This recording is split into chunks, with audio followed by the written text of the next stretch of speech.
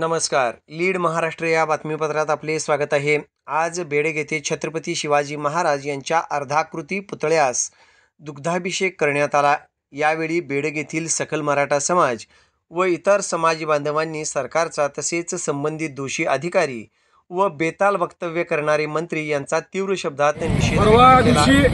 सिंधुदुर्ग जिल्ह्यातील पालवडी राजकोट किल्ल्यावर आपले आराध्य दैवत छत्रपती शिवाजी महाराजांचा गेल्या डिसेंबर महिन्यात 2023 साली जो भारताचे पंतप्रधान नरेंद्र मोदी एक मुख्यमंत्री आणि 2 उपमुख्यमंत्री यांच्या उपस्थितीत आरमार दिल्याचा औचित्य साधून छत्रपती शिवाजी महाराजांचा 35 फुटी पूर्णाकृती पुतळ्याचं काम केलं होतं. त्या पुतळ्या परवा दिवशी या भ्रष्ट शासनाच्या गलथान कारभारामुळे तो पुतळा त्याचा पडला तो पुतळा, त्यामुळे शिवाजी महाराज पुतळ्याचं जे पडल्यामध्ये हे झालंय त्यामध्ये या भ्रष्ट सरकारचा त्यांच्यामध्ये पूर्णपणे दुर्लक्ष असल्यामुळे त्यांनी फक्त 24 वर्षाच्या एक नवीन कारा केला. जो मुख्यमंत्री एकनाथ शिंदे यांचा मुलगा श्रीकांत शिंदे यांचा जवळचा मित्र आहे आपटे म्हणून त्याला काम दिलं.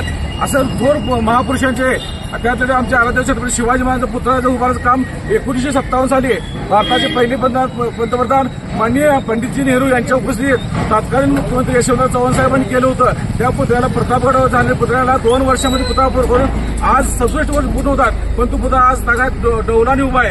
अशा या आपल्या 8 महिन्याचं पुतळ्याचं काम जर करून त्यांनी गडबडीत लोकसभेचं इलेक्शन डोळ्यासमोर ठेवून जर त्यांना फक्त राजकीय शिवाजी महाराज भागभांडवल करून जर पुतळा उभारायचं होतं त्यांनी असं करायला नको पाहिजे होतं. राम मंदिरचं उद्घाटन असंच केलं, तो पण गळती आहे. संसदेचं उद्घाटन केलं, त्यामध्ये पण गळती आहे. हे बीजेपी पुरस्कृत सरकार जे आहे ते फक्त राजकीय ही ठेवून त्यांनी असं उद्घाटन करतायत. अरबी समुद्रामध्ये 2014 साली उद्घाटन केलं, मग अजून एक वीट पडून नाही, पण यांना एक राजकीय फायदा करून घेण्यासाठी कारभार केला. त्या गलथान कारभार आज आमचे दैवत छत्रपती शिवाजी महाराज पुतळ्याचं मोठ्या प्रमाणात नुकसान झालं. पुतळा पडलाय. आमच्या सर्व शिवप्रेमी बांधवांचा मनाला एक वेदना झाली आहे. यामध्ये मुख्यमंत्र्यांनी अजिबात त्याला कसलंच हे नाही.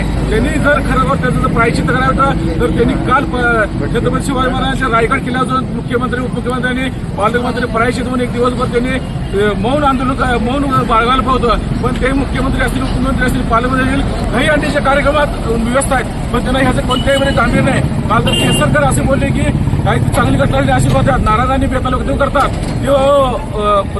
सिंधूचे पालकमंत्री रवींद्र चव्हाण म्हणतात की हे झालं असेल, गंज पकडला असेल. 8 महिन्यात गंज पकडतो कसं पुरांच्या धातूच्या पुतळ्याला, हे त्यांच्या भ्रष्ट कारभारामुळे असं नुकसानाला सामोरं झालं. आमच्या आराध्य दैवताच्या जे पुतळ्याचं नुकसान झाले त्याला पूर्णपणे सर्वस्वी महाराष्ट्र शासन आणि केंद्रातील मोदी सरकार जबाबदार आहे. यांचा आम्ही सकल मराठा समाज बेडग यांच्या वतीनं निषेध व्यक्त करतो. म्हणजे त्याला अपमान करायचा आणि परत त्याला हे करायचं अशा पद्धतीचं बेताल वक्तव्य करतात ह्या सरकारमध्ये पुढारी मंत्री.